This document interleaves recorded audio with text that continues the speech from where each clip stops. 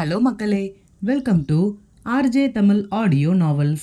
நான் தான் உங்கள் ஆர்ஜே. என்னுடைய கதைகளை கேட்டு மகிழ என்னுடைய சேனலை சப்ஸ்கிரைப் செய்து கொள்ளுங்கள்.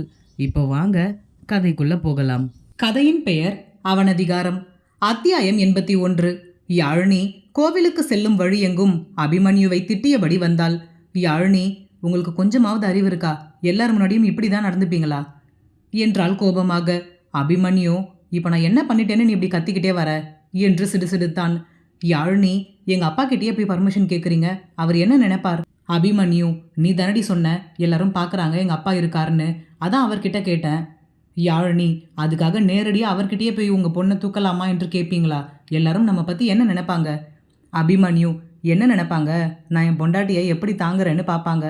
யார் என்ன நினச்சா எனக்கு என்னடி? என் பொண்டாட்டிக்கு கால் வலிக்குதுன்னு நான் தூக்கிட்டு போகிறேன். மற்றவங்க என்ன நினச்சாலும் எனக்கு கவலை இல்லை. நான் இப்படி தான் நடந்துப்பேன். அவங்கள வேணும்னா கண்ணை மூடிக்க சொல்லு. யாழினி, என்ன சொன்னாலும் நீங்கள் புரிஞ்சுக்கவே மாட்டீங்க. உங்ககிட்ட எப்படி தான் பேசுறதுன்னு எனக்கு தெரியலை என்று முகத்தை திருப்பிக் கொள்ள, அபிமன்யு, இங்கே பாரு, இப்போ நீ ஒழுங்காக என்னை பார்க்கலன்னா அப்படியே கீழே போட்டுட்டு போயிடுவேன் என்று மிரட்டும் தோணியில் கூறினான். யாழினி, என்ன மிரட்டுறீங்களா? அதெல்லாம் பார்க்க முடியாது. அபிமன்யு, என்னை பற்றி உனக்கு தெரியும்ல, நான் சொன்னால் கண்டிப்பாக செய்வேன். யாழினி அதற்கும் திரும்பாமல் இருக்க, கீழே போடுவது போல் தன் கையை சற்று கீழே இறக்கி பாவனை செய்தான். அதில் எங்கே அபிமன்யு சொன்னது போல் செய்து விடுவானோ என்று பதறிய யாழினி அவனின் கழுத்தை சுற்றி தன் கைகளை போட்டு இறுக்கமாக பிடித்து கொண்டாள். யாழினி, ஐயோ மாமா, நான் சும்மா விளையாட்டுக்கு தான் சொன்னேன், கீழே போட்டுடாதீங்க என்று கத்தினாள். அபிமன்யு, அந்த பயம் இருக்கணும் என்று விட்டு மீண்டும் நடக்கத் தொடங்க, யாழினி சிடுசிடுப்பாக, ச்ச, இவரை புரிஞ்சுக்கவே முடியல. ஒரு நேரம் பாசமா பேசுறார், ஒரு நேரம் சிடுசிடுன்னு இருக்கார். சில நேரத்துல இவர் நடந்து கொள்வதை பார்த்தா நிஜமாவே நம்ம லவ் பண்றாரா என்று சந்தேகமா இருக்கு. கடவுளே, இன்னும் எவ்வளவு நாள் தான் நான் இப்படி சந்தேகத்தோட வாழணுமோ தெரியல என்று புலம்பியபடி வந்தாள். அபிமன்யு, என்ன எப்போ பார்த்தாலும் ஏதாவது முணுமுணுத்துக்கிட்டே வர? யாழினி, கோவிலுக்கு போறோம்ல, அதான் ஸ்லோகன் சொல்லிக்கிட்டே வரேன். அபிமன்யு, சரி இறங்கு. யாழினி, எதுக்கு? அபிமன்யு, கோவில் வந்துடுச்சுடி. யாழினி சுற்றி முற்றி பார்த்தவள், அதுக்குள்ள வந்துடுச்சா? வந்ததே தெரியல. அபிமன்யு, எப்படி தெரியும்? நீ தான் கிளம்புனதுல இருந்து என்கிட்ட சண்டை போட்டுக்கிட்டே வரியே. கொஞ்சம் நேரமாவது வாயை மூடுனாதானே நடக்கிறது தெரியும். நடக்கிற எனக்கு தான் கஷ்டம் தெரியும் என்று விட்டு முன்னே செல்ல, யாழினி, ரொம்ப தான், யாரு தூக்க சொன்னா? நானா தூக்க சொன்னேன் என்று முணுமுணுத்தவாறு பின்னே சென்றாள். பிறகு கோவில் பூசாரியிடம் சாமியின் பெயரிலேயே அர்ச்சனை செய்தவர்கள் கண்களை மூடி மனம் உருகி வேண்டிக் கொண்டு நின்றிருந்தனர். அபிமன்யு யாழினியின் உயிருக்கு எந்த ஆபத்தும் வந்துவிடக்கூடாது என்று வேண்டுதலை வைக்க, யாழினி அபிமன்யுவின் மனது சீக்கிரமாக மாற வேண்டும், அனைத்து உண்மையையும் அவன் தெரிந்து கொள்ள வேண்டும் என்றும் வேண்டுதலை வைத்தாள். கண்களை திறக்கும் பொழுது எதிரே நின்றிருந்த பூசாரி, ஏமா, நீ சுப்பிரமணிய ஐயா பொண்ணுதானே என்றார் கேள்வியாக. யாழினி, ஆமாங்க என்பதற்குள் அபிமன்யு முந்திக்கொண்டு, சுப்பிரமணிய ஐயா பொண்ணா இருந்த காலமெல்லாம் முடிஞ்சு போச்சு, இப்போ இவ என்னோட பொண்டாட்டி என்றான். யாழினி அவனை திரும்பி பார்த்து முறைக்க, அவனும் பதிலுக்கு முறைக்க, இருவரும் முறைத்து கொண்டே நின்றிருந்தனர். பூசாரி, சரிங்க தம்பி, உங்க பொண்டாட்டியாகவே இருக்கட்டும், இந்தாங்க இதை பிடிங்க என்று அபிமன்யுவின் கையில் ஒரு தொட்டிலை கொடுத்தார். அதை வாங்கிய அபிமன்யு, என்ன இது என்று விசாரிக்க, பூசாரி, இதாம்பா தொட்டில், கல்யாணமான புது தம்பதிங்க சீக்கிரமா அவங்களுக்கு குழந்தை பிறக்க வேண்டும் என்று வேண்டிக் கொண்டு, அதோ அந்த மரத்துல நிறைய தொட்டி கட்டியிருக்கு பாத்தீங்களா, அந்த மாதிரி கட்டுவாங்க. இது ரொம்ப சக்தி வாய்ந்த கோவில். மனசுல நல்லா சாமியை வேண்டிக்கிட்டு நீங்களும் கட்டுங்க, சீக்கிரமாவே உங்களுக்கும் குழந்தை பாக்கியம் கிடைக்கும். அபிமன்யு, கண்டிப்பா நடக்குமா என்று சந்தேகமாக கேட்டான். பூசாரி, அட என்ன தம்பி நீங்க, சாமி விஷயத்துல போய் நான் போய் சொல்வேனா? பல வருஷமா குழந்தை இல்லாதவங்க கூட இந்த கோவிலுக்கு தேடி வந்து இந்த பரிகாரத்தை செய்வாங்க. இதுதான் இந்த கோவில்லையே சிறந்த பரிகாரமும் கூட. வெளியூரிலிருந்து எத்தனை பேர் இதுக்காக இந்த கோவிலுக்கு வராங்கன்னு தெரியுமா? கட்டி பாருங்க, நீங்களும் அடுத்த வருஷமே கையில் குழந்தையோட அம்மனை தரிசிக்க வருவீங்க என்று உறுதியாக கூறினார். அவரிடமிருந்து அந்த தொட்டிலை வாங்கிய அபிமன்யு மரத்தை நோக்கி நடக்க, அவனை பின்தொடர்ந்த யாழினி, இப்போ எதுக்கு நீங்க இதை கட்ட போறீங்க? அபிமன்யு, அவர் சொன்னதை நீயும் கேட்டல்ல, ரொம்ப சக்தி வாய்ந்த கோவிலாமே, நம்மளும் கட்டி வேண்டிக்கலாம். யாழினி, நான் அப்போவே சொன்னேன், அப்போ கேட்காமல் காலேஜில் சேர்த்து விட்டுட்டு இப்போ போய் தொட்டில் கட்ட போறேன்னு சொல்றார். எல்லாத்தையும் மாற்றி மாற்றி செய்ய வேண்டியது, அப்புறம் நம்ம கிட்ட வந்து சிடுசிடுக்க வேண்டியது என்று முணுமுணுத்தாள். அபிமன்யு, என்னடி எப்போ பார்த்தாலும் ஏதாவது முணங்கிக்கிட்டே இருக்க? யாழினி சமாளிப்பாக சிரித்தபடி, ஸ்லோகங்க, அதான் சொன்னனே ஸ்லோகன். பிறகு அபிமன்யு அந்த மரத்தில் தொட்டிலை கட்ட செல்ல, யாழினி, இருங்க இருங்க, ஒரு நிமிஷம். இதெல்லாம் கேர்ள்ஸ் தான் பண்ணணும். நீங்க போய் கட்டுறீங்க, கொடுங்க நான் கட்டுறேன். அபிமன்யு, உனக்கு பிறக்கிற குழந்தைக்கும் எனக்கும் எந்த சம்பந்தமும் இருக்காதா?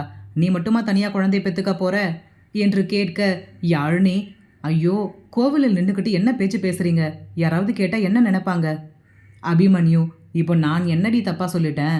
அது உனக்கு மட்டும் குழந்தை இல்லை, எனக்கும் குழந்தை தானே, அதான் சொன்னேன்.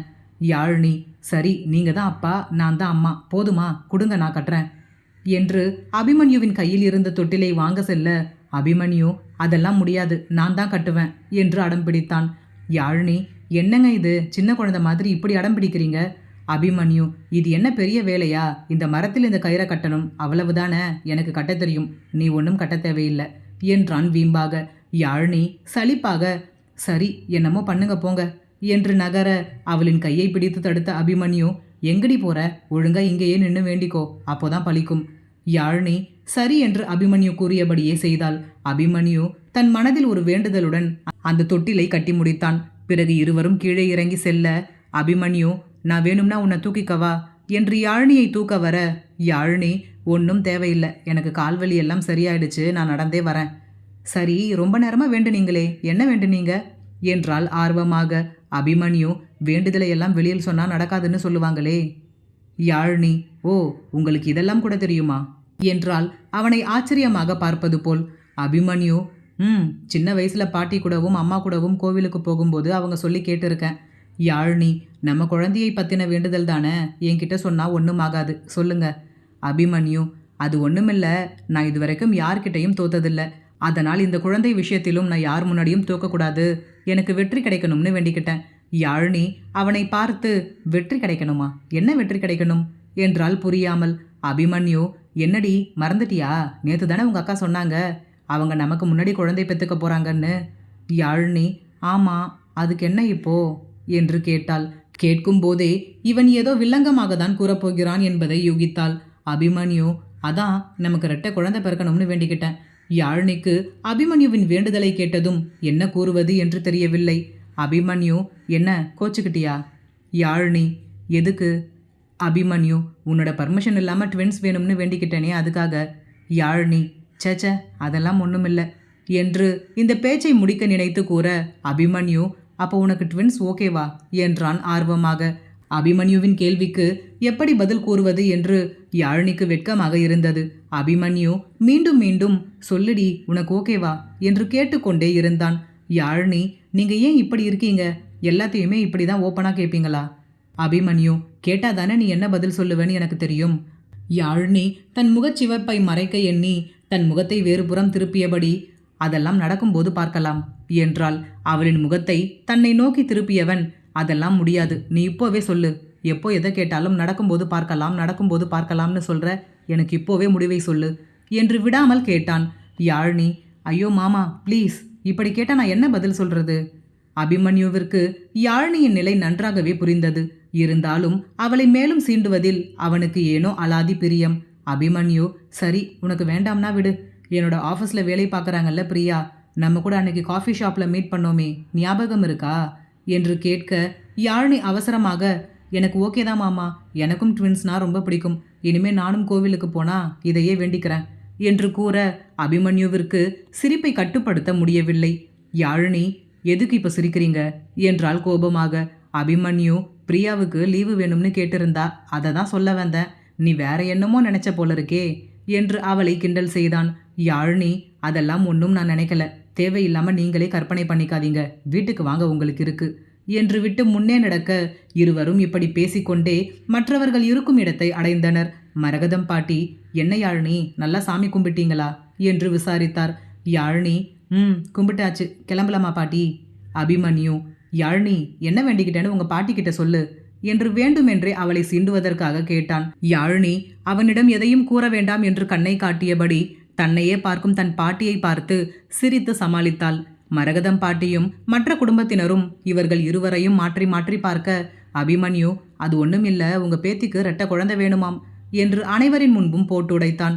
வள்ளியம்மை, அதுக்கு என்ன அபி, கண்டிப்பா நடக்கும் என்று மகிழ்ச்சியாக கூற ஆரியன், நான் அப்போவே நினைச்சேன், நீ இதுக்கு தான் எங்க அண்ணனை கூப்பிட்டுக்கிட்டு இவ்வளவு தூரம் கோவிலுக்கு நடந்து போனியா என்று ஒரு புறம் கேட்க, யாழினிக்கோ அனைவரின் முன்பும் நிற்கவே முடியவில்லை. வெட்கமாகி போனது. குடும்பத்தினர் அனைவரும் அபிமன்யு கூறியதை கேட்டு மகிழ்ச்சியாக சிரித்தனர். ஆனால் கயல்விழிக்கு மட்டும் இவர்கள் இருவரையும் பார்க்க பொறாமையாக இருந்தது. அபிமன்யு, எதுக்கு உங்க பேத்திக்கு ரெட்ட குழந்தை வேணும்னு நீங்க கேட்கவே இல்லையே என்று மீண்டும் மரகதம் பாட்டியை பார்த்து கேட்க, யாழினி இப்பொழுது என்ன கூறப் போகிறானோ என்று திருத்தபடி நின்றிருந்தாள். மரகதம் பாட்டி, எதுக்கு தம்பி என்றார் சிரித்த முகமாக. அபிமன்யு, நேற்று உங்க 2வது பேத்தி சொன்னாங்கல்ல, யாழினிக்கு முன்னாடி மாசமாகிட்டாங்கன்னு. அதான் நாங்கள் லேட்டாக குழந்தை பெற்றுக்கிட்டாலும் ட்வின்ஸாக பெற்றுக்கிட்டா அவங்கள ஜெயிச்ச மாதிரி ஆயிடும்ல என்று கூற, கயல்விழிக்கு கோபம் வந்துவிட்டது. அபிமன்யுவின் வேண்டுதல் பலிக்குமா அல்லது யாழினியின் வேண்டுதல் பலிக்குமா? இனி வரும் அத்தியாயங்களில் பார்ப்போம். இந்த கதை பிடித்திருந்தால் மறக்காமல் லைக் பண்ணிட்டு அப்படியே சப்ஸ்கிரைப் பண்ணிடுங்க ஃப்ரெண்ட்ஸ். மீண்டும் அடுத்த அத்தியாயத்தில் சந்திப்போம். நன்றி.